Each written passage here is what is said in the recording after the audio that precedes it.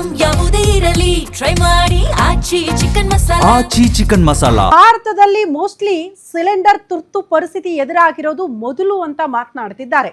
ಯಾಕಂದ್ರೆ ಈ ರೀತಿ ಯುದ್ಧದ ಪರಿಸ್ಥಿತಿ ಇಷ್ಟು ದಿನಗಳ ಕಾಲ ಇದ್ರೂ ಕೂಡ ನಮ್ಮ ಹತ್ರ ಸ್ಟಾಕ್ ಇರ್ತಾ ಇತ್ತು, ಸಪ್ಲೈಗಳಾಗ್ತಾ ಇತ್ತು, ಸಿಲಿಂಡರ್ ಸಿಗ್ತಾ ಇತ್ತು, ಸ್ವಲ್ಪ ಬ್ಯಾಲೆನ್ಸ್ ಆಗ್ತಾ ಇತ್ತು ಅಂತ. ಆದ್ರೆ ಈ ಬಾರಿ ಯುದ್ಧ ಪ್ರಾರಂಭ ಆಗಿ 10-12 ದಿನದಲ್ಲೇ ಎಮರ್ಜೆನ್ಸಿ ಶುರುವಾಗಿದೆ ಅಂದ್ರೆ ಏನರ್ಥ? ಸ್ಟಾಕ್ ಇರ್ಲಿಲ್ವಾ ಅಂತ. ಇರಾನ್ ಇಸ್ರೇಲ್ ಮಧ್ಯೆ ಯುದ್ಧ ಆಗ್ತಾ ಇರೋ ಹಿನ್ನೆಲೆಯಲ್ಲಿ ವಿಶ್ವ ಪ್ರಸಿದ್ಧ ಬ್ಯಾಡಗಿ ಮೆಣಸಿನಕಾಯಿ ಮಾರುಕಟ್ಟೆಗೂ ಕೂಡ ತಟ್ಟಿದೆ ಅಂತೆ ಬಿಸಿ. ಅರಬ್ ರಾಷ್ಟ್ರಗಳಿಗೆ ರಫ್ತಾಗ್ತಾ ಇದ್ದ ಚಿಲ್ಲಿ ಪೌಡರ್ ಕಂಪ್ಲೀಟ್ ಆಗಿ ಬಂದ್ ಆಗಿ ಹೋಗಿದೆ. ಚಿಲ್ಲಿ ಪೌಡರ್ ಹೋಲ್ಡ್ ಮಾಡುವಂತೆ ಇಮೇಲ್ ಮೂಲಕ ಸಂದೇಶ ಬಂದಿದೆಯಂತೆ. ಮೆಣಸಿನಕಾಯಿ ವರ್ತಕರಿಗೆ ಹಾಗೂ ರೈತರಿಗೆ ಭಾರಿ ಹೊಡೆತ ಬಿದ್ದಿದೆ. ಇದರಿಂದ ವ್ಯಾಪಾರ ಆಗ್ತಾ ಇಲ್ಲ. ಇರಾನ್ ಇರಾಕ್ನಲ್ಲಿ ಭಾರಿ ಬೇಡಿಕೆ ಇದ್ದ ಬ್ಯಾಡಗಿ ಚಿಲ್ಲಿಗೆ ಈಗ ಪೌಡರ್ ಬೇಡ ಸರ್, ಸ್ವಲ್ಪ ದಿನ ಸ್ಟಾಪ್ ಮಾಡಿ ಅಂತ ಇಮೇಲ್ ಬಂದಿದೆಯಂತೆ. ಸಾವಿರಾರು ಕೋಟಿ ಮೌಲ್ಯದ ಮೆಣಸಿನಕಾಯಿ ರಫ್ತು ಈಗ ಕಂಪ್ಲೀಟ್ ಆಗಿ ಸ್ಟಾಪ್ ಆಗಿರೋದ್ರಿಂದ ರೈತರು ಕಂಗಾಲಾಗಿದ್ದಾರೆ. ಒಂದ್ ಕಡೆ ಮೆಣಸಿನಕಾಯಿ ರೇಟ್ ಕೂಡ ಜಾಸ್ತಿ ಆಗಿದೆ. ಇದರ ಮಧ್ಯದಲ್ಲಿ ರಫ್ತಾಗ್ತಾ ಇದ್ದ ಆ ಪೌಡರ್ನ ಕೂಡ ಸ್ಟಾಪ್ ಮಾಡಿ ಅಂತ ಇಮೇಲ್ ಬಂದಿರೋದ್ರಿಂದ ರೈತರು ಕಂಗಾಲಾಗಿದ್ದಾರೆ. ಈ ಪೌಡರ್ ತಯಾರಿಕಾ ಸಿಬ್ಬಂದಿಗಳು ಕೂಡ ಕಂಗಾಲಾಗಿದ್ದಾರೆ. ನೋಡಿ, ನಮ್ಮ ರಾಜ್ಯದ ಅದು ಕೂಡ ಈ ಬ್ಯಾಡಗಿ ಮೆಣಸಿನಕಾಯಿಗೆ ಅತಿ ದೊಡ್ಡ ಬೇಡಿಕೆ, ಇನ್ನಿಲ್ಲದ ಬೇಡಿಕೆ. ಹಾಗಾಗಿ ರೇಟ್ ಜಾಸ್ತಿ ಆದ್ರೂ ಏನೇ ಆದ್ರೂ ಕೂಡ ಅದನ್ನ ತಗೊಳ್ತಾರೆ ಜನ ಅಂತ. ಬಟ್ ಈಗ ಅದನ್ನ ಹೋಲ್ಡ್ ಮಾಡಕ್ ಹೇಳಿದ್ದಾರಂತೆ, ಹಾಗಾಗಿ ರಫ್ತಾಗ್ತಾ ಇಲ್ಲ. ಇಸ್ರೇಲ್ಗಳ ದೇಶಗಳ ಮಧ್ಯೆ ಈಗಾಗಲೇ ವಾರ್ ನಡೀತಾ ಇದೆ. ಈ ಒಂದು ಯುದ್ಧ ಆ ದೇಶಗಳಿಗೆ ಮಾತ್ರ ಅಲ್ಲದೆ ಎಲ್ಲ ನೆರೆಯ ರಾಷ್ಟ್ರಗಳಿಗೂ ಕೂಡ ಈಗಾಗಲೇ ಅದರ ಒಂದು ಎಫೆಕ್ಟ್ ಪರಿಣಾಮಕಾರಿ ಆಗ್ತಾ ಇರುವಂಥದ್ದು.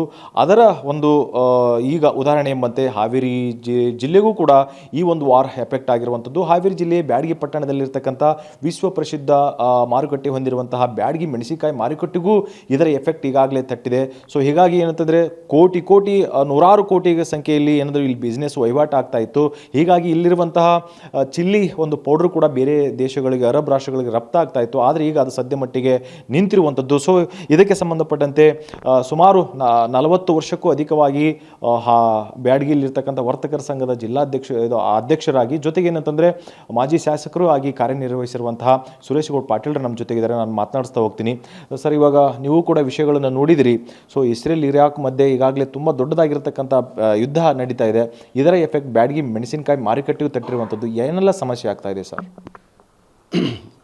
ವಿಶೇಷವಾಗಿ ನಮ್ಮ ಬ್ಯಾಡಗಿಯಿಂದ ಇವತ್ತು ದುಬೈ ಆಗಲಿ, ಇರಾನ್ ಆಗಲಿ, ಸೌದಿ ಅರೇಬಿಯಾ ಆಗಲಿ ದೊಡ್ಡ ಪ್ರಮಾಣದಲ್ಲಿ ಮೆಣಸಿನ ಪುಡಿ ಇಲ್ಲಿಂದ ರಫ್ತಾಗ್ತಾಯಿತ್ತು. ಈಗ ಅಲ್ಲಿ ಹೋಗೋ ಕಂಟೈನರ್ ಕೂಡ ರೂಟ್ ಇಲ್ಲ. ರೂಟ್ ಮೇಜರ್ ಪ್ರಾಬ್ಲಮ್ ಏನಂದರೆ ಕಂಟೈನರ್ ಹೋಗ್ತಾ ಇಲ್ಲ. ಹೋಗುವಂಥ ಕಂಟೈನರ್ಗೆ ಅವರು ಫೈರ್ ಮಾಡ್ತಾ ಇದ್ದಾರೆ.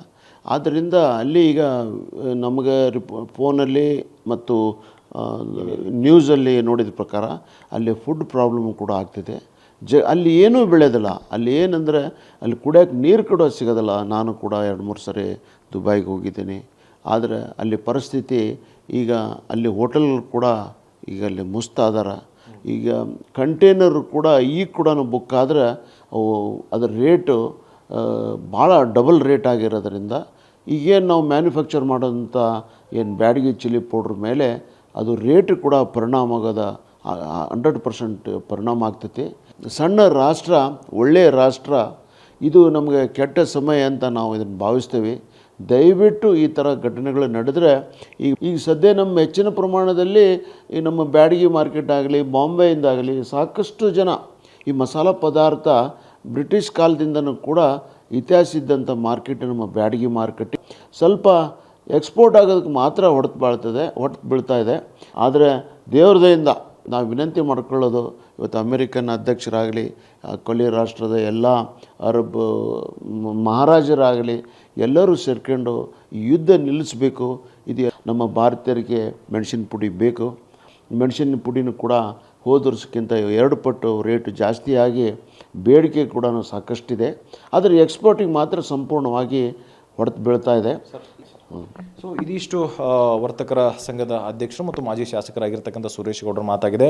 ಅವರು ಹೇಳಿರೋ ಪ್ರಕಾರ ಏನು ಕಂಟೈನರ್ ಆಗಿರ್ಬೋದು ಅಥವಾ ರೂಟ್ ಸಮಸ್ಯೆ ಏನಂತಂದರೆ ರಫ್ತಾಗೋದಕ್ಕೆ ಆಗ್ತಾ ಇದೆ. ಆದರೆ ಏನಂತಂದರೆ ಮಾಲ್ ಆಗಿರ್ಬೋದು, ಇಲ್ಲಿರ್ತಕ್ಕಂಥ ಸಂಗ್ರಹಣಕ್ಕೆ ಸಂಬಂಧಪಟ್ಟಂತೆ ಯಾವ ರೀತಿ ಆಗಿರ್ತಕ್ಕಂಥದ್ದು ಸ್ವಲ್ಪ ಮಟ್ಟಿಗೆ ಸದ್ಯ ಈಗ ಸಮಸ್ಯೆ ಇಲ್ಲ. ಆದರೆ ಮುಂದೆ ಇದೇ ರೀತಿ ಯುದ್ಧ ಮುಂದುವರೆದರೆ ಖಂಡಿತ ಸಮಸ್ಯೆ ಆಗುತ್ತೆ ಅನ್ನೋ ಮಾತನ್ನು ಗ್ಯಾರಂಟಿ ನ್ಯೂಸ್ಗೆ ಹೇಳಿರುವಂಥದ್ದು. ಹಾವೇರಿಯಿಂದ ರಮೇಶ್ ಬ್ಯಾಚ್, ಗ್ಯಾರಂಟಿ ನ್ಯೂಸ್.